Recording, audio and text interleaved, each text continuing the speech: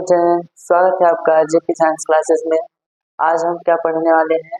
आज हम पढ़ने वाले हैं फिजिक्स क्लास 12 का चैप्टर नंबर 2 चल रहा था। इसमें देखिए हम पहले वीडियो में हमने विभव को पूरे तरीके से कंप्लीट कर लिया था, विद्युत विभव। अब देखिए उसी का दूसरा टॉपिक होता है संधारित्र और धारिता। तो देखिए हमने विद्युत विभव पूरा पिछले वीडियो में कंप्लीट कर लिया है। अब हम इस चैप्टर का जो दूसरा टॉपिक है इस वीडियो में कंप्लीट करेंगे, वो है आपका संधारित्र। देखिए वन शॉट विद्युत विभव में एक ही वीडियो हमने विद्युत विभव को पूरे तरीके से कंप्लीट कर लिया है। अगर आपने उस वीडियो को अभी तक नहीं देखा तो मैं इसके डिस्क्रिप्शन में लिंक दे दूंगा, वहां से देख सकते हैं। और आज हम क्या पढ़ने वाले हैं? आज हम पढ़ने वाले हैं संधारित्र की धारिता। चलिए स्टार्ट करते हैं।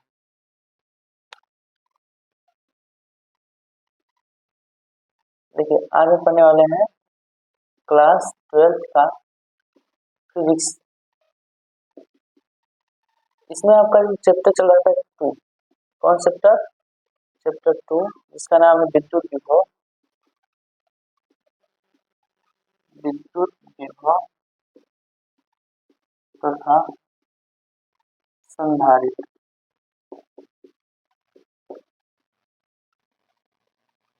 तो देखिए हमने इस चैप्टर का जो विद्युत विभव वाला पार्ट, इसको हमने पिछले वीडियो में कवर कर लिया। हम इसमें क्या रखेंगे? संधारित्र।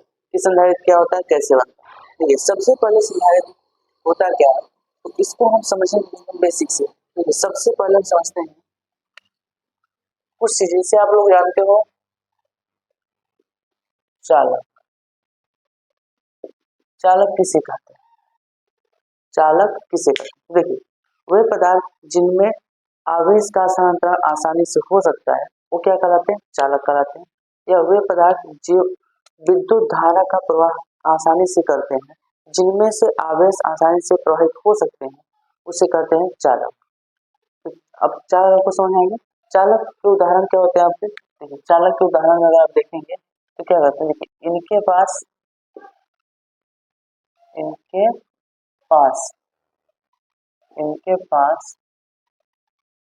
मुक्त इलेक्ट्रॉन होते हैं। इनके पास क्या होते हैं? मुक्त इलेक्ट्रॉन होते हैं, जो क्या करते हैं, जो आवेश का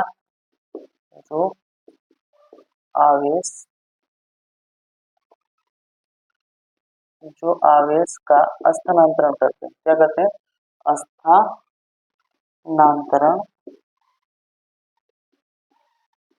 करते हैं।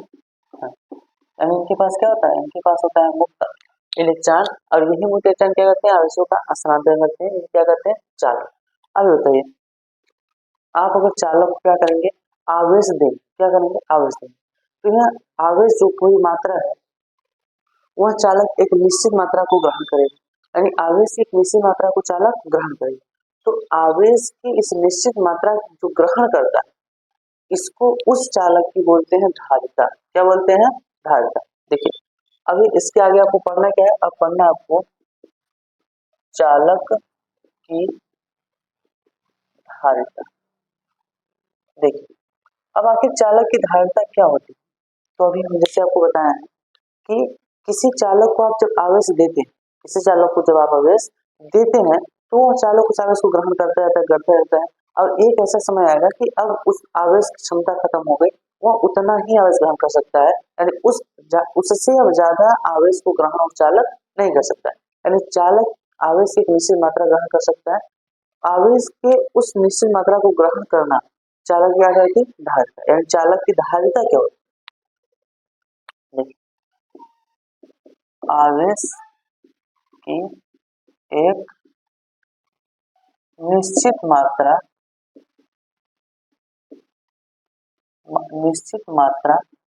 जिसे चालक ग्रहण करता है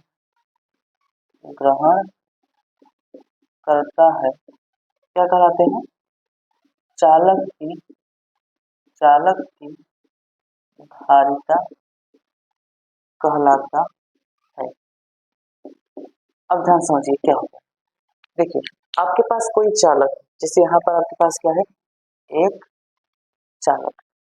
अब इस चालक को आप क्या करेंगे? देखिए इस चालक को आप दे रहे हैं क्या? आवेश। क्या दे रहे हैं? आवेश दे रहे हैं। आवेश क्यों दे रहे हैं? तो देखिए इस चालक को अगर आप आवेश Q दे रहे हैं तो आवेश की जितनी मात्रा वो ग्रहण कर सकता है उसी को इस चालक की क्या बोलते हैं, धारिता बोलते हैं। क्या बोलते हैं, धारिता। यानी आवेश की जितनी मात्रा है चालक ग्रहण कर लेता है उसी को क्या बोलते हैं, आवेश की धारिता। अब देखिए जब आप इस चालक को आवेश देंगे तो इसके चारों तरफ विद्युत विभव उत्पन्न होगा। क्या उत्पन्न होगा, विद्युत विभव। यानी इस चालक को आप जब आवेश देंगे तो इसमें विभव उत्पन्न होता है। क्या उत्पन्न होता है, विभव। तो अब आपको क्या समझ में आ रहा है, देखिए जो चालक, इस चालक को आप आवेश देंगे इसका विभव बढ़ेगा। यानी अगर आप इस चालक को क्यों आवेश दिए तो जो आवेश था उसके कारण क्या होगा, विभव बढ़ा। तो इससे क्या निष्कर्ष निकलता है कि जो आपका आवेश वो विभव के अनुपाती होता है। अनुपाती होता है किसके, विभव के। यानी आवेश किसके अनुपाती होता है, विभव के। अब यहाँ से आप क्या बता सकते हैं कि आवेश अगर आप लिखेंगे Q तो Q अनुपाती किसके, विभव V के। आवेश Q अनुपाती किसके, विभव V के। अब देखिए अनुपाती को हटाने के लिए एक नियतांक का गुणा करते हैं, से बराबर हो जाता है। तो आप लिख सकते हैं Q बराबर C V। देखिए यहाँ पर C नियतांक का गुणा करते हैं जिससे अनुपाती बदल किससे, बराबर। यानी आवेश Q क्या हो जाएगा आपका, C V। अब यहाँ पर C क्या है, तो देखिए C क्या है, एक यह आपका स्थिरांक है, स्थिरांक। एक्चुअल में है क्या C, आपका यह क्या है, धारिता। यह क्या है, धारिता। किसकी धारिता, इस चालक की क्या है, धारिता। C क्या आपका स्थिरांक है, ये धारिता स्थिरांक। अब ये C आपका क्या हो गया, धारिता। तो चलिए अगर इस रूप से आप C का मान निकालेंगे तो C बराबर क्या है, देखिए C बराबर आपका आ जाएगा Q अपान V। आपने C को निकालना तो V पछाने कर दिए, तो C को निकाला V पछाने को, तो C बराबर क्या आ जाएगा, Q अपान V। अब ध्यान समझिए, देखिए यहाँ पर C बराबर क्या आ गया, Q अपान V। क्या आ गया, Q अपान। तो आप बताइए C क्या आपकी धारिता, यानी C किसका, इस चालक की धारिता। तो देखिए इस C क्या आपकी एक राशि है। अब ये बताइए कि C का मात्रक क्या, C का मात्रक क्या। देखिए आप इसी से मात्रक निकाल सकते हैं इसका। तो चलिए इसका मात्रक इधर निकाल देते हैं। देखिए ध्यान से, देखिए C का मात्रक क्या होगा, यानी धारिता का मात्रक। तो देखिए सूत्र क्या है, C है आपका आवेश अपान विभव। तो आवेश अपान विभव का मतलब इसका मात्रक क्या होगा, इसका मात्रक होगा, देखिए आवेश का मात्रक क्या होता है, कूलम। आवेश का मात्रक क्या होता है, कूलम अपान विभव का मात्रक क्या होता है, विभव का मात्रक होता है वोल्ट। विभव का मात्रक क्या होता है, वोल्ट। तो आप ये बताइए धारिता का मात्रक क्या होगा, धारिता का मात्रक कूलम प्रति वोल्ट। धारिता का मात्रक क्या होगा, कूलम प्रति वोल्ट। अब याद रखिए आप कि एक कूलम प्रति वोल्ट, देखिए कूलम को C से प्रस्तुत करते हैं और वोल्ट को V से। तो देखिए एक कूलम प्रति वोल्ट ये बराबर होता है एक फैराड के। किसके बराबर होता है, एक फैराड। और फैराड को किससे दर्शाते हैं, कैपिटल F से। फैराड किससे दर्शाते हैं, कैपिटल F से। यानी आपका जो धारिता का मात्रक होता है क्या होता है, फैराड। धारिता का मात्रक क्या होता है, फैराड। क्योंकि एक कूलम पता है, देखिए एक कूलम प्रति जो वोल्ट है ये किस बराबर, फैराड के। तो आपका धारिता का मात्रक क्या हो गया, फैराड। धारिता का मात्रक क्या हो गया, फैराड। ये समझ में आ गया। अब इसके बाद आप बताइए इसका बीमा निकाल दीजिए। इसका क्या निकालेंगे, बीमा। तो चलिए इसका बीमा निकालेंगे, क्या आएगा, देखिए बीमा निकालने के लिए आपको इसका बीमा पता होना चाहिए। तो ये C का बीमा क्या होता है, C क्या है, C है आपका आवेश, यानी कूलम। कूलम का किसका मतलब बीमा होता है, आवेश। इसका होगा A T। इसका क्या होगा, A T अपान। अब विभव, आपको किसका बीमा चाहिए, विभव का। तो देखिए विभव क्या होता है, M L की पावर 2 T की पावर -3 1 पावर -1। ये किसका विभव होता है, विभव। ये किसका विभव होता है, विभव का। तो देखिए अब इसको अगर ऊपर कर देंगे आप तो इसका बीमा क्या निकल जाएगा, देखिए M ऊपर आएगा तो M की पावर कितना हो जाएगा, -1। ऐसे L की ऊपर आएगा तो M की पावर हो जाएगा -2। अब देखिए T की पावर -3 ऊपर आएगा प्लस हो जाएगा, अब पहले से है तो क्या हो जाएगा, ये L है, ये L था, L। उसके बाद T की पावर हो जाएगा 4। देखिए M माइनस ऊपर जाएगा प्लस हो जाएगा, पहले सब क्या हो जाएगा, T की A की पावर हो जाएगा 2। A की पावर क्या हो जाएगा 2। ये किसका बीमा आ गया, ये बीमा आ गया किसका, धारिता। यानी धारिता का मात्रक क्या होगा, फैराड। धारिता का बीमा क्या होगा, M power -1 L power -2 T power 4 1 power 2। ये आपका हो गया इसका बीमा। ये आपका क्या था, धारिता। चलिए इसको नोट कर लीजिए, हम आगे बढ़ते हैं। अब हम देख लिए हैं क्या, एक चालक की धारिता। अब हम देखेंगे एक विलगित निकाय की धारिता या विलगित चालक की धारिता, कि जब एक चालक अकेला होता है तो उसकी धारिता कितनी होती है। तो देखिए अब हम क्या पढ़ने वाले हैं, एक विलगित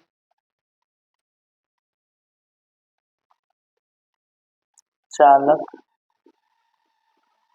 की धारिता। हम क्या दिखाने वाले हैं, विलगित चालक की धारिता।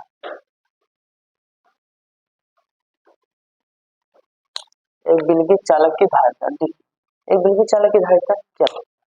तो आपके पास मान लीजिए यहाँ पर एक क्या है, विलगित चालक। विलगित चालक मतलब होता है अकेला चालक।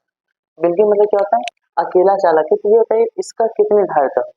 देखिए ये चालक है, इसकी त्रिज्या है 8, इसकी त्रिज्या क्या है 8। अब इस पर आपने क्या किया, क्यू आवेश दिया। कितना आवेश दिया, क्यू, यानी आपने इस पर क्यू आवेश दिया। तो ये बताइए जब आपने इसको क्यू आवेश दिया तो इसका विभव कितना, इसका विभव।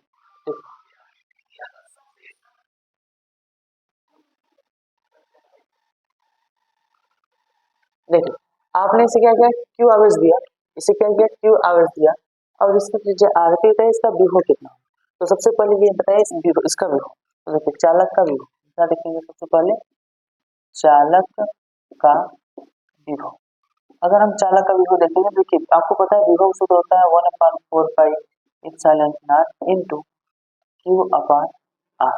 ये किसका सूत्र होता है, ये विभव का होता है। अगर आपको नहीं पता कहाँ से आया तो इस वीडियो की डिस्क्रिप्शन लिंक है, पर जाकर पहले उस वीडियो को पूरा देख लीजिए। ये 160 है आपका, पूरा विभव पूरा कंप्लीट कर लिया है हमने, उसको देख लीजिए और फिर इस वीडियो को देखिए। देखिए विभव का सूत्र क्या होता है, विभव का 1/4 क्यू अपान आर। अब देखिए ये आपको किसका हो गया, विभव। अब इसके पहले आपने अभी पढ़ा कि जो धारिता होती है सी, सी क्या होता है, क्यू अपान, सी क्या होता है, क्यू अपान वी। तो ये बताइए सी क्यू अपान वी होता है, तो वी का मान यहाँ से छाता रख दीजिए, इसमें से क्या देगा, सी आपका आ जाएगा, देखिए Q upon 1/4 pi epsilon naught into capital Q upon R. देखिए इस क्यू से क्यू कट गया, अब ये पूरा पलट के ऊपर चला जाएगा, तो सी कितना आ जाएगा, 4 pi epsilon naught into R. यानी किसी विलगित निकाय की जो धारिता होती है वो क्या होती है, 4 पाई एप्सिलॉन इनटू आर। यानी यहाँ पे देखिए जो धारिता है सिर्फ किस पर निर्भर है, त्रिज्या पर। तो यहाँ से आप एक चीज और नोट कर सकते हैं कि किसी भी निकाय की जो धारिता होती है वो उसके आवेश या विभव पर निर्भर नहीं करती, यानी उसके आवेश या विभव निर्भर नहीं करती। धारिता किस पर निर्भर करती है, उसकी आकृति आकार पर निर्भर करती है। यानी आप यहाँ से नीचे से एक चीज देख सकते हैं कि धारिता की निर्भरता क्या किस पर निर्भर करता है। तो देखिए धारिता की निर्भरता, पहला पॉइंट इसमें ये है कि किसी भी चालक की अगर धारिता को देखना है तो वह उसके आवेश या विभव पर निर्भर नहीं करता, यानी यह आवेश तथा विभव पर निर्भर नहीं करता, नहीं करता है। यह किस पर निर्भर करता है, यह निर्भर करता है चालक की धारिता पर।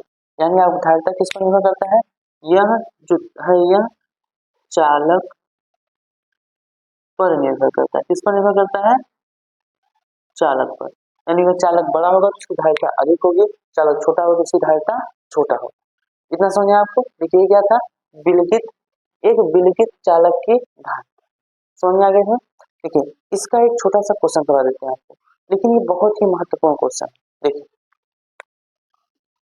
अगर आप ध्यान से देखिए तो जो आपकी पृथ्वी है, जो पूरी पृथ्वी है, ये होता है इस पूरे पृथ्वी आपका क्या है, एक विलगित निकाय की भांति नहीं, कैसा है, एक विलगित निकाय।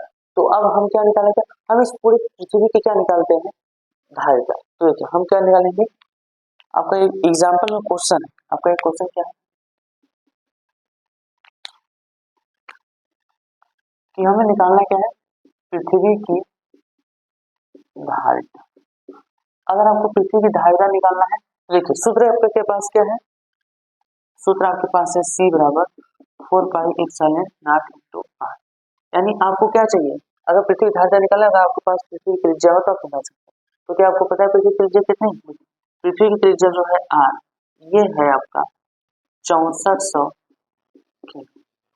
पृथ्वी की त्रिज्या कितनी है? 6400 की, यानी 6400 किलोमीटर। अब अगर आपको सॉल्व करना है तो आपको पता है कि किलोमीटर में दिया है, पहले आपको दिशा पद्धति में बदलना है, मीटर में बदलना है। तो देखिए इसको आप लिख सकते हैं r बराबर 6400, और किलोमीटर में लेंगे तो आप क्या करेंगे 1000 से गुणा करते हैं तो किसमें मिल जाएगा? मीटर। किसमें मिल जाएगा? मीटर। तो देखिए इसको हम लिख देते हैं कोटि मान में, अगर कोटि मान लिखेंगे तो r मान आएगा 604 गुणा 10 घात। देखिए 1 2 3 4 5 जीरो। अब देखिए दशमलव यहाँ से यहाँ तक आ रहा है, तीन का आ रहा है, तो देखिए 3 जीरो इधर का 3 इधर, टोटल हो जाएगा 6 मीटर। एम पृथ्वी की त्रिज्या कितनी है? 604 को 10 घात 6 मीटर। ये किसकी त्रिज्या है? पृथ्वी की। अब हम क्या करते हैं, धारिता निकालते हैं। इससे क्या होगा? 4 पाई ईसन आर। तो ये होता है 4 pi epsilon R, 4 pi epsilon R into R का मान कितना है? 6.4 इंटू 10 पावर 6। अब मिलते हैं, इसको सॉल्व कर सकते हैं। तो देखिए आपको पता है कि 4 पाई ईसन आर मान कितना होता है? एक 4 पाई ईसन आर मान होता है 1/9 into 10 power 9 into 6.4 into 10 power 6 कितना होता है?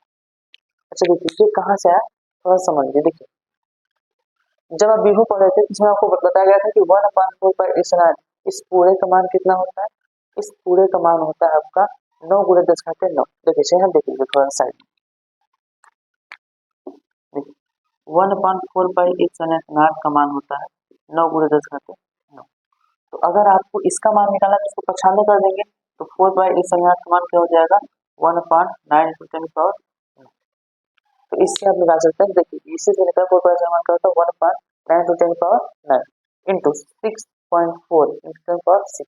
अब इसको सॉल्व करेंगे आप, तो देखिए क्या करेंगे, सी बराबर क्या हो जाएगा? देखिए ये हो जाएगा 704 बटा 9 गुणे, अब देखिए 10 घात 6 ऊपर है, अब नीचे 10 घात -9, तो 9 जो ऊपर जाएगा क्या हो जाएगा? माइनस। अब 6 में से अगर 9 घट जाएगा तो बचेगा 10 घात -3। कितना बचेगा? -3। अब देखिए इसको सोल्व कर लीजिए। तो अगर इसको आपको सोल्व करना है तो क्या करेंगे? देखिए इससे इसमें भाग देंगे, जब इसका इसमें भाग देंगे तो आएगा 0.711 को 10 घाते -3। इतना आएगा, कितना आएगा? 0.711 को 10 घाते -3। अब ध्यान रखिए अगर इस दशमलव को उठाकर यहाँ करें तो कितने में जा रहा है? 1 2 3, जितने अंक इधर जाता है उसमें घात घट जाता है। घात क्या होता है? घट जाता है। देखिए हम कितने में ले जा रहे हैं? 1 2 3, यानी अगर हम 3 अंक ले जाएंगे उसमें 3 घट जाएगा, तो सी बराबर कितना हो जाएगा? 711 गुणे 10 घाते माइनस, देखिए 3 था, 3 में 3 घटा देंगे तो -6, कितना हो जाएगा? -6। और आप बताइए इसको आप क्या लिख सकते हैं? इसको आप लिख सकते हैं 711 माइक्रो, और धारिता मात्रा क्या होता है? फैराड। कितना? 711 माइक्रो फैराड। यानी अब ध्यान रखिए कि इस पृथ्वी की धारिता निकल गई। पृथ्वी की धारिता कितनी है? 711 माइक्रो फैराड। यानी पृथ्वी की जो पूरा धारिता है वो मात्र कितना है? 711 माइक्रो फैराड। पृथ्वी पूरा धारिता कितना है? 711 माइक्रो फैराड। तो इससे आप समझ जाइए कि जो फैराड है, जो धारिता का मात्रक फैराड है, ये बहुत बड़ा है। यानी धारिता का बहुत बड़ा मात्रक है कौन? फैराड। क्योंकि आप खुद अंदाजा लगाइए इतनी बड़ी पृथ्वी के मात्रक धारिता जो है मात्र कितना है? 711 माइक्रोफैराड। तो ये आपका फैराड जो है वो धारिता का बहुत बड़ा मात्रक होता है। और आपसे कोई पूछ ले कि पृथ्वी की धारिता कितनी है, या कि एग्जाम में आ जाए कि पृथ्वी की धारिता कितनी है, तो पृथ्वी की धारिता आप इसी सूत्र से निकाल सकते हैं, कितना आएगा? 711 माइक्रो। समझ आ गया? चलिए इसको नोट कर लीजिए। अब हम आगे बढ़ते हैं। धारिता अब हम देख लेते हैं कि एक चालक की जो धारिता है उसके कारण उसकी स्थितिज ऊर्जा कितनी होती है। तो हम क्या लिखेंगे? आवेशित चालक की स्थितिज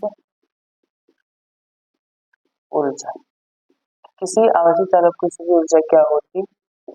तो देखिए इसको समझते हैं, स्टार्ट करते हैं। देखिए यहाँ पर एक चालक, क्या है? एक चालक।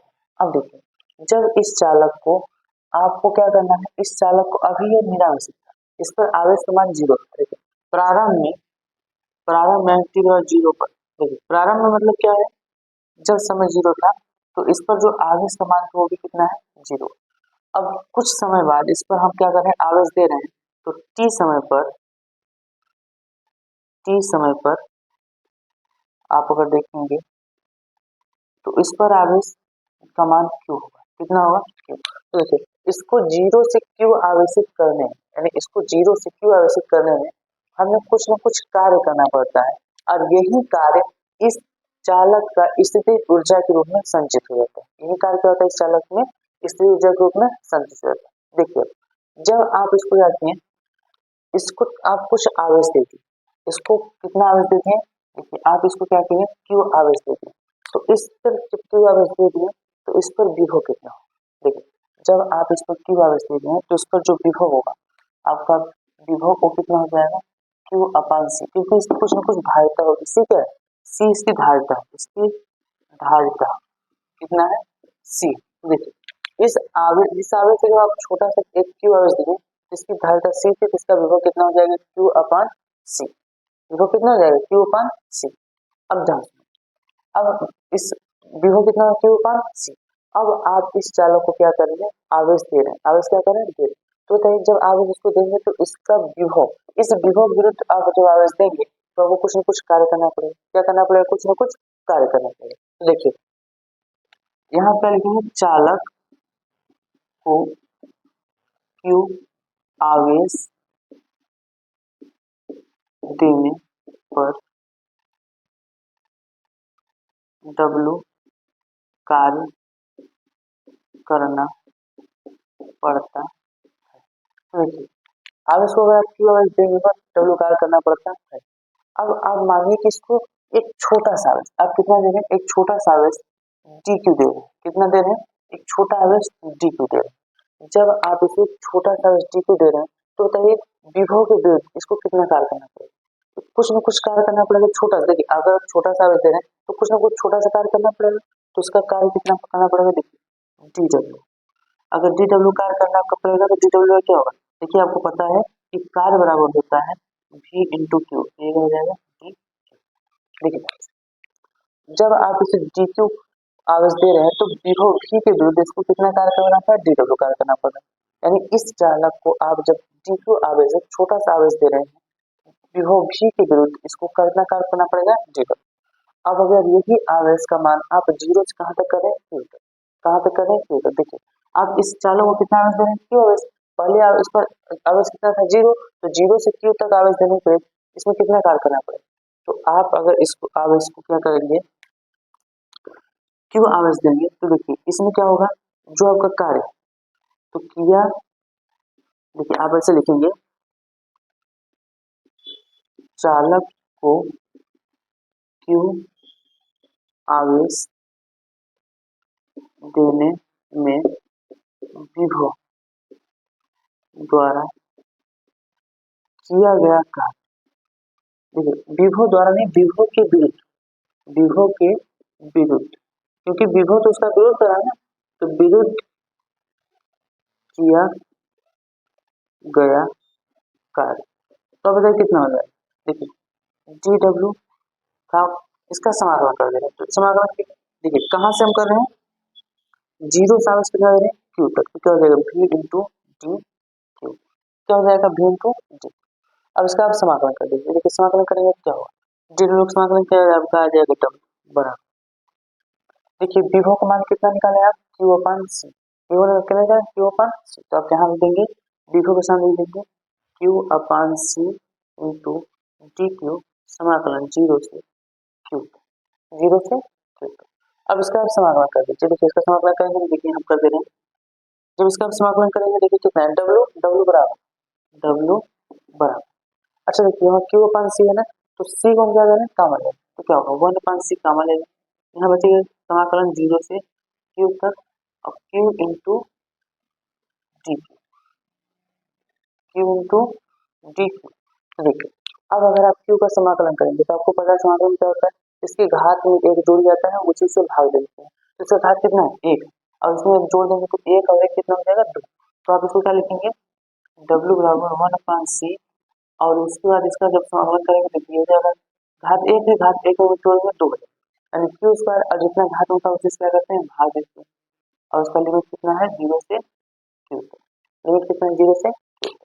तो देखिए अब आप क्या करेंगे, अपर लिमिट माइनस लोअर लेंगे, तो जो लिमिट का मान होगा, तो लिमिट मान रखेंगे क्या हो जाएगा, डब्ल्यू बराबर 1 अपॉन, देखिए 2 का मान लेंगे 2c हो जाएगा, तो हो जाएगा 2c।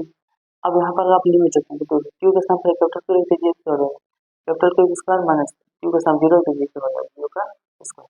तो आपका जो कार्य है डब्ल्यू वो कितना है, वो आ गया आपका क्यू स्क्वायर अपॉन 2c। कार्य कितना आ गया आपका, क्यू स्क्वायर अपॉन 2c। यानी इस आवेश को क्यू आवेशित करने में कितना कार्य करना पड़ेगा, क्यू स्क्वायर अपॉन 2c। ये आपका यही कार्य आपका स्थितिज ऊर्जा के रूप में संचित हो जाता है।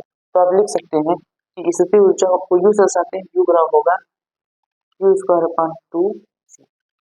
देखिए एक सूत्र आपका ये होगा, क्या होगा, यू बराबर क्यू स्क्वायर अपॉन 2c। अब देखिए इसमें कुछ और मान होते हैं, इसमें क्या होते हैं, कुछ और मान होते हैं।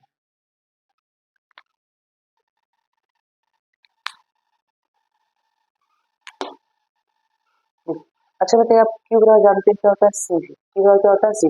तो क्यू के साथ आप सी भी रख देंगे तो क्या आ जाएगा मान, देखिए नीचे रखते हैं, देखिए यू बराबर क्या हो जाएगा आपका, क्यू के स्थान पर रख दीजिए सी भी का हो जाएगा स्क्वायर अपॉन क्या है, 2c। देखिए इसको सॉल्व करेंगे मिल जाएगा सी स्क्वायर भी स्क्वायर अपॉन 2c। देखिए एक सी से एक सी कर जाएगा, तो आपको जो यू मान आएगा वो कितना आएगा, 1/2 सी भी स्क्वायर, 1/2 सी भी स्क्वायर। तो आपका ये सूत्र ये भी बनता है कि अगर आपको इस सूत्र क्यू स्क्वायर न देकर आपको क्या दिया हो, विभव और धारिता दी, तो आप इस सूत्र को लगा सकते हैं, और आपको अगर आवेश और धारिता दिया हो तो आप इस सूत्र को लगा सकते हैं। ये आपका किसका है, ये है स्थितिज ऊर्जा का सूत्र, किसका, एक आवेशित चालक की स्थितिज ऊर्जा का सूत्र। वो क्या होता है, ये होता है हाफ सी भी स्क्वायर। और ये बहुत ज्यादा महत्वपूर्ण है, स्क्वायर की आपको एग्जाम में पूछा जाएगा, इसका चांस से होता है, ये बहुत इंपॉर्टेंट है, आप इसको इम्पोर्टेंट कर लीजिएगा और इसको अच्छे से पढ़ लीजिए। तो कोई भी दिक्कत अगर आए तो आप वीडियो को दोबारा करके फिर से देखिए, हर एक चीज आपको अच्छे से समझ में आएगी। चलिए इसको नोट कर लीजिए।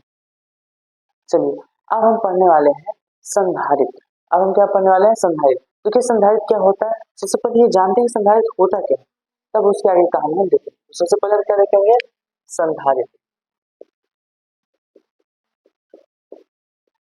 संधारित्र क्या होता है, देखिए संधारित्र एक इस प्रकार का समायोजन होता है, एक प्रकार का समायोजन होता है जिसमें उसके आधार परिवर्तन किए बिना उसके आवेश की अधिकतम मात्रा को संचित किया जा सके, तो उसे बोलते हैं संधारित्र।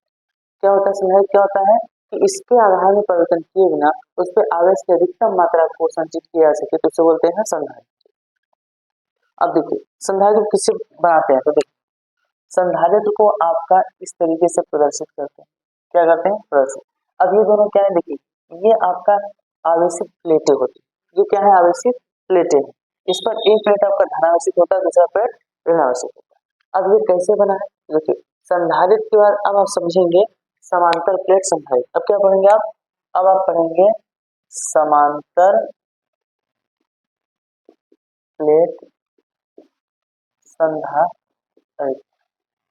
अब देखिए समांतर प्लेट संधारित्र होता है जब दो आवेशित प्लेटों जब दो आवेशित प्लेटों को एक दूसरे से अलग दूरी पर रखा जाता है, और ये दोनों प्लेट एक दूसरे के विपरीत आवेशित होनी चाहिए, ये दोनों प्लेट कैसे होनी चाहिए, एक दूसरे के विपरीत आवेशित होनी चाहिए।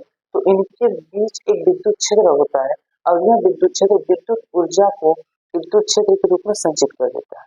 देखिए जितनी बातें बोले आप एक ही चीज समझिए, बोलो देखिए। देखिए यहाँ पर क्या है, आपके पास एक प्लेट है, ये कैसा है, ये धनावेशित प्लेट है, ये कैसा है, धनावेशित। अब इसी के पास एक दूसरा प्लेट है, ये आपका कैसा है, ये आपका ऋणावेशित प्लेट, कैसा है, ऋणावेशित प्लेट। देखिए ये प्लेट आपका है धनावेशित,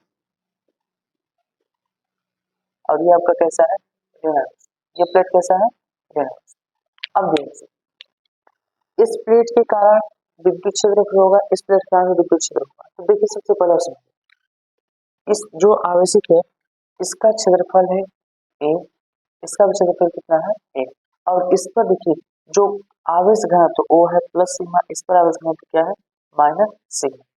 तो अब ये बताइए आप कि इस प्लेट का जो विद्युत क्षेत्र होगा, इस प्लेट का जो विद्युत क्षेत्र होगा कितना, तो देखिए इस प्लेट का जो विद्युत क्षेत्र होगा ई का मान वो होगा सिग्मा अपॉन 2 और इसी के द्वारा जिसी के जैसे इसमें देखिए इस प्लेट का विद्युत क्षेत्र जो ई का मान होगा वो कितना होगा सिग्मा अपान 2 इप्सिलॉन नॉट।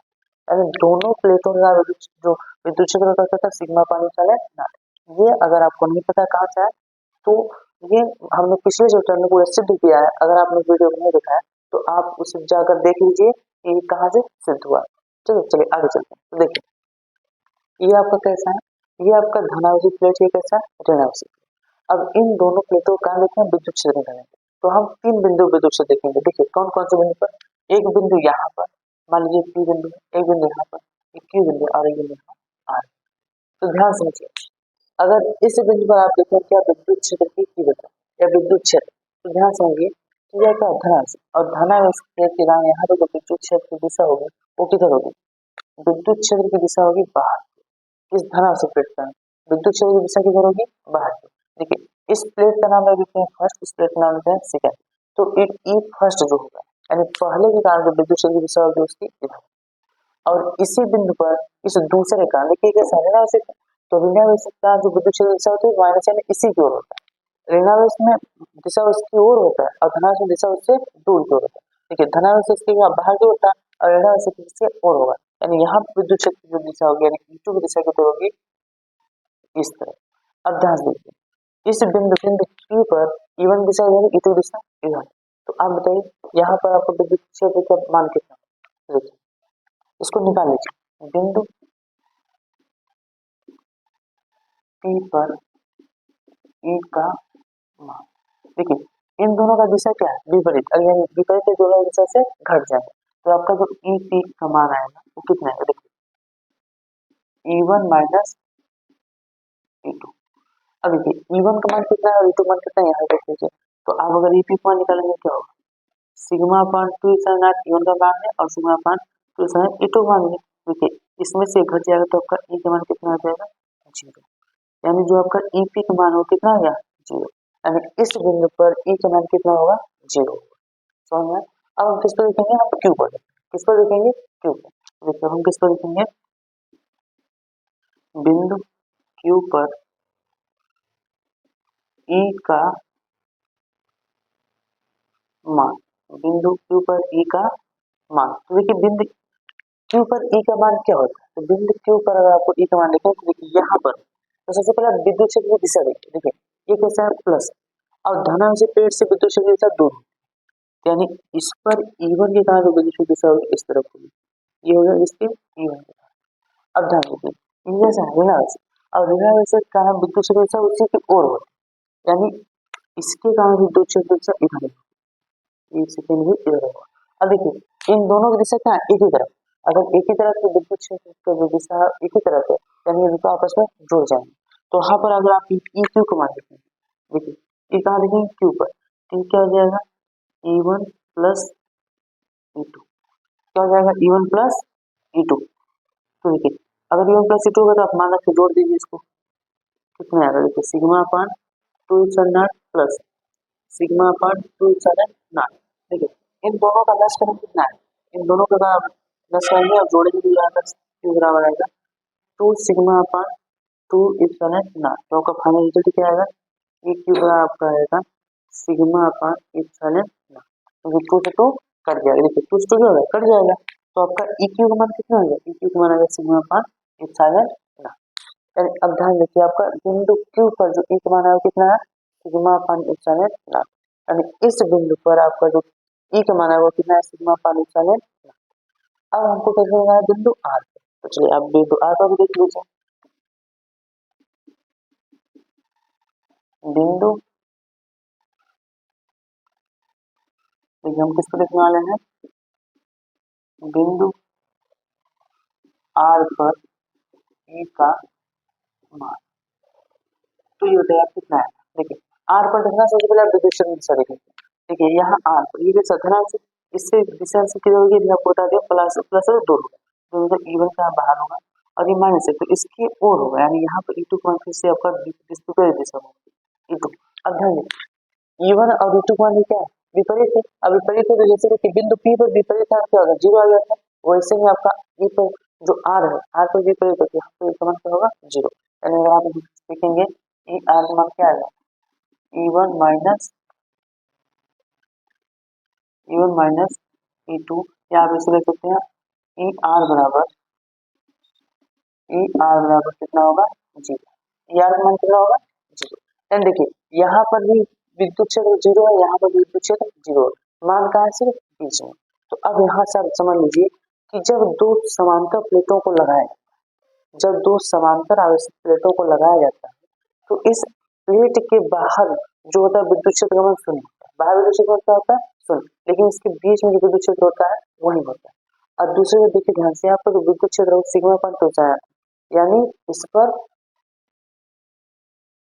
देखिए, यानी सिग्मा अपन टू यानी इस पर क्या होगा, देखिए इस पर आपका जो विद्युत क्षेत्र है वो दूरी पर निर्भर नहीं कर रहा, विद्युत क्षेत्र दूरी पर निर्भर नहीं कर रहा, वो किसमें है, सिग्मा अपन टू है। तो आप इसको ध्यान रखिए, और इसमें ई का मान कितना है, जो आपका ई का मान है, देखिए यहाँ पर जो ई का मान आया है वो आया है सिग्मा अपन इप्सिलॉन इतना।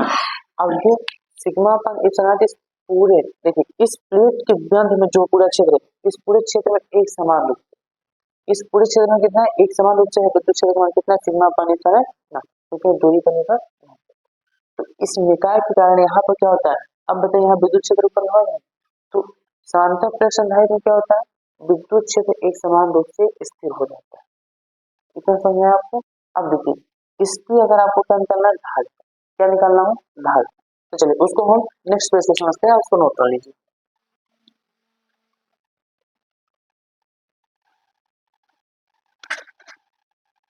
देखिए हमने अभी क्या देखा कि जब दो समांतर प्लेटों को एक साथ रखा जाता है तो इनके बीच में जो विद्युत क्षेत्र का मान होता है, इनके बीच में विद्युत क्षेत्र का मान होता है ई, उसका मान होता है सिग्मा अपान एप्सिलॉन नॉट। अब देखिए इन दोनों प्लेटों के बीच की दूरी कितना है, इन दोनों प्लेटों के बीच की दूरी है डी, यानी इन दोनों प्लेटों के बीच की दूरी कितना है, डी। इनका क्षेत्रफल कितना है, ए, और इनके बीच विद्युत क्षेत्र sigma upon epsilon not, sigma upon epsilon not. यानी जब दो समांतर प्लेट है, दोनों प्लेटों के मध्य विद्युत क्षेत्र जो है, विद्युत क्षेत्र ई का मान कितना है, ई का मान है सिग्मा अपान एप्सिलॉन नॉट। अब देखिए इनके बीच की दूरी कितना है, डी। तो ये बताइए एक धनावेशित है एक ऋणावेशित, इनके बीच विभवांतर कितना है, दोनों प्लेटों के बीच, प्लेटों के बीच विभवांतर, जो विभवांतर आपका होगा, देखिए विभवांतर भी बराबर होता है ई इंटू, यानी जो विद्युत विभव होगा, देखिए भी क्या होगा, ई इंटू डी। आपको जो विद्युत विभव अंतर है, विभवांतर, वो इन दोनों के बीच विद्युत क्षेत्र और इनके बीच की दूरी के गुणनफल के बराबर है। विभव क्या होता है, ई इंटू। तो अब ये बताइए आप यहाँ से आप ई के मान रख देंगे तो कितना आ जाएगा, तो भी आपका आ जाएगा ई क्या है, sigma upon epsilon not into. अब आपको पता है कि सिग्मा बराबर क्या होता है, तो देखिए सिग्मा बराबर क्या होता है, देखिए यहाँ पर सिग्मा है तो आपको पता है सिग्मा बराबर होता है क्यू अपान ए, यानी जो क्षेत्रफल ये आपका क्या है, देखिए ये समांतर प्लेट है, और समांतर प्लेट पर जो होता है ये एक तरीके से प्लेट है, ये जो अलग अलग क्या है, प्लेट है, और प्लेट पर जो आवेश होता है वो आवेश घनत्व जो होता है सिग्मा, और सिग्मा बराबर होता है क्यू अपान ए, यानी जो आवेश उपस्थित होते हैं कितने क्षेत्रफल पर, ऐसे आप बोल सकते हैं जो पृष्ठीय आवेश घनत्व होता है, क्या होता है एकांक क्षेत्र में उपस्थित आवेश की मात्रा क्या होती है, पृष्ठीय आवेश घनत्व, उसको सिग्मा से, और सिग्मा क्या होता है क्यू अपान ए। तो आप यहाँ से सिग्मा का मान देख सकते हैं, तो सिग्मा बराबर क्या लिख सकते हैं आप, देखिए लिख सकते हैं भी बराबर क्यू, अब सिग्मा बराबर कितना लिखते हैं, क्यू अपान ए, क्यू अपान ए, और इनको क्या है एक साथ बटे, देखिए इसके बटे क्या था, सिग्मा लेना है आगे क्वांटिटी, आपका जो भी का मान आ गया वो आ गया Q D upon A epsilon not, कितना आ गया Q D upon A epsilon not, ये आपका किस मान होगा, विभव मान। अब आप ये बताइए विभव मान अगर आपके पास है तो आप ढालता लिख सकते हैं, देखिए आप अभी लिखे थे ढालता, जो ढालता होती है क्या होता है, विभव आपका ढालता होता है आवेश अपान विभव, यानी धारिता क्या होता है C, और C बराबर क्या होगा आवेश Q अपान विभव V। तो यहाँ से आप V का मान उठा के यहाँ से यहाँ पर रख दीजिए, देखिए V का मान अगर आप यहाँ रख देंगे क्या रहेगा Q अपान विभव मान कितना है Q D upon A 1/9।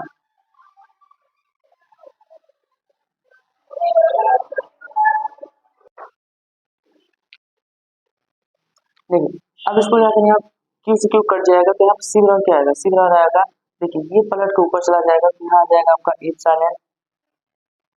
1/8 upon D, यानी C बराबर क्या आ जाएगा A 1/8 अपान D।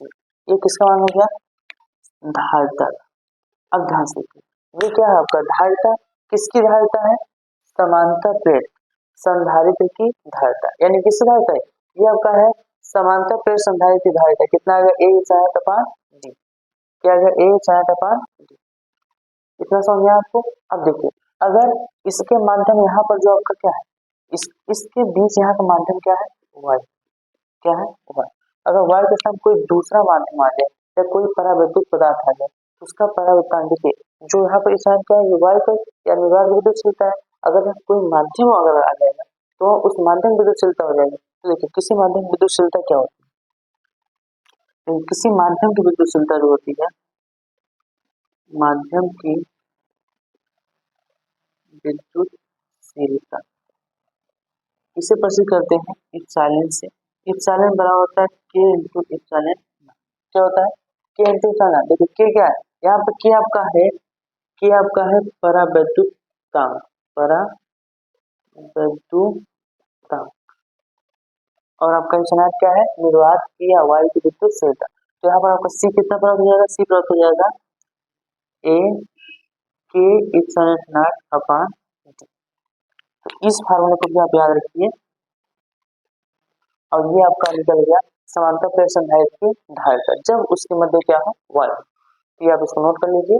इसके बाद एक छोटा सा और डेरिवेशन है इस चैप्टर में, उसके बाद ये चैप्टर खत्म हो जाएगा। फिर हम नेक्स्ट वीडियो में आपका इस चैप्टर का पूरा कंप्लीट क्वेश्चन करा देंगे और आपका एक चैप्टर फिर से एलिमेंटल हो जाएगा। चलिए इसको नोट कर लीजिए। हमने अभी क्या देखा कि एक जब दो समांतर प्लेट संधारित्र होती है तो उनकी धारिता कितनी आती है। अब हम देखेंगे कि जब दो समांतर प्लेट संधारित्र हो और उनके बीच एक टी मोटाई का क्या आ जाए परावैद्युत पदार्थ आ जाए तब उसकी धारिता कितनी होगी। तो देखिए क्या देखने वाले हैं समांतर प्लेट संधारित्र के मध्य कुछ मोटाई का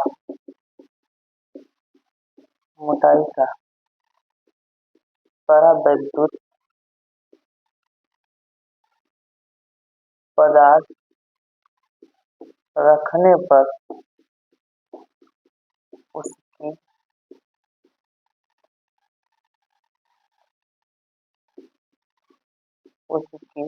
धारिता कितनी होती है। देखिए हम क्या दिखा रहे हैं धारिता। देखिए अब यहाँ पे आपके पास कितने हैं दो समांतर प्लेट हैं, कितनी दो समांतर प्लेट है, ये आपके पास होगा दो समांतर प्लेट। अब इनके बीच एक टी मोटाई का कितने मोटाई का टी मोटाई का कोई परावैद्युत पदार्थ किया जाए, इसकी मोटाई कितनी है टी। टी मोटाई का एक परावैद्युत पदार्थ रख दिया गया। अब इन दोनों प्लेटों के बीच की दूरी कितना है, दोनों प्लेटों के बीच की दूरी डी, ये आपका प्लस सिग्मा और ये आपका माइनस सिग्मा, यानी इसका क्षेत्रफल ए है, इसका क्षेत्रफल कितना है ए, यानी ये धनावेशित है आपका, ये कैसा है धनावेशित और ये आपका है ऋणावेशित, ये कैसा है ऋणा। तो अब देखिए ये क्या हो गया एक समांतर प्लेट संधारित्र हो गया जिनके बीच की दूरी स्मॉल डी और इनका क्षेत्रफल ए है, इस पर आवेश घनत्व सिग्मा है और इन दोनों के बीच एक टी मोटाई के परावैद्युत पदार्थ रख दिया गया और इसका परावैद्युतांक के, इसका परावैद्युतांक कितना है के। तो अब बताइए इसकी धारिता क्या हो, अब बताना है कि इसकी धारिता क्या हो। देखिए इसको एक एक चीज को आप समझते चलिए। देखिए सबसे पहले देखिए जहां परावैद्युत पदार्थ है यहाँ का विद्युत क्षेत्र अलग होगा और जहां परावैद्युत पदार्थ नहीं है यहाँ का विद्युत क्षेत्र अलग होगा। तो आपको पता है कि विद्युत क्षेत्र कितना होगा। देखिए इसमें दो मान है, ठीक है, एक आपका सिंबल वाला है, एक परावर्तित वाला है। तो अगर हम देखेंगे इसमें विद्युत क्षेत्र, सबसे पहले क्या देखेंगे, हम देखेंगे विद्युत क्षेत्र। देखिए इसमें दो विद्युत क्षेत्र है, कितने विद्युत क्षेत्र है, दो। एक विद्युत क्षेत्र ई है आपका, देखिए यहाँ पर जहाँ परावर्तित पदार्थ नहीं, तो इसका आपका विद्युत क्षेत्र का सूत्र क्या होगा, आपको सिग्मा पानी एप्सिलॉन, यहाँ विद्युत क्षेत्र क्या होगा आपका सिग्मा पानी एप्सिलॉन। तो बताइए अगर ये विद्युत क्षेत्र आपका है और एक दूसरा आपके पास विद्युत क्षेत्र देखिए ई के मतलब जहाँ परावर्तित पदार्थ है यहाँ विद्युत क्षेत्र, तो यहाँ का विद्युत क्षेत्र क्या होगा, तो यहाँ का विद्युत क्षेत्र आपका होगा सिग्मा पान के एप्सिलॉन, सिग्मा पान के एप्सिलॉन। देखिए आपका विद्युत क्षेत्र किसका होगा, परावर्तित पदार्थ का, और किसका होगा नॉर्मल। तो अब देखिए अगर दो विद्युत क्षेत्र है तो इनका विभव भी दो होगा, एक विभव होगा परावर्तित पदार्थ का, एक परावर्तित पदार्थ के बाहर। तो अच्छा ये बताइए आप, अगर परावर्तित पदार्थ T है तो जितने दूरी में आपका ये वायु है या दूर जहाँ पर परावर्तित पदार्थ नहीं वो कितना हो, तो देखिए जो ये खाली वाला स्थान है इसकी ये वाला और ये वाला, ये टोटल कितना होगा, ये D माइनस टी होगा, कितना होगा D माइनस टी। क्यों, क्योंकि पूरा दूरी कितना है D था, D में से T निकाल दे कितना है D माइनस टी। तो इसका विभव कितना, तो देखिए अब हम क्या निकालेंगे विभव,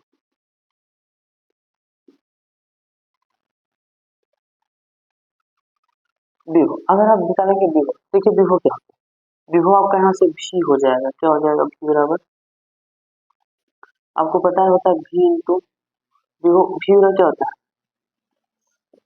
e इंटू डी। अब देखिए यहाँ पर d नहीं है, यहाँ पर क्या है d माइनस टी, तो आप क्या लिखेंगे e इंटू डी माइनस, किसके विभव हो गया इसके लिए। और अगर यही विभव आप इसके लिए देखेंगे तो देखिए आपका विभव क्या होगा v बराबर e इंटू, अब यहाँ पर जिसमें परावर्तित पदार्थ है उसकी मोटाई कितना है टी, तो क्या हो जाएगा e इंटू कितना हो जाएगा e इंटू टी। तो बताइए इन दोनों को हम क्या कर सकते हैं, इसको ऐसे करते हैं। अब देखिए इसका विभव इसका विभव अलग अलग है, तो अब बताए जो कुल विभव होगा कितना होगा, तो कुल विभव आपका कितना होगा, कुल विभव, कुल विभव आपका क्या होगा v1 प्लस v2, दोनों विभव को जोड़ दीजिए तो आपका विभव v और क्या जाएगा, ये आपका है v1, ये है v2, इसको भी कर दीजिए e1, इसको कर दीजिए e1 इंटू v2 तो सही।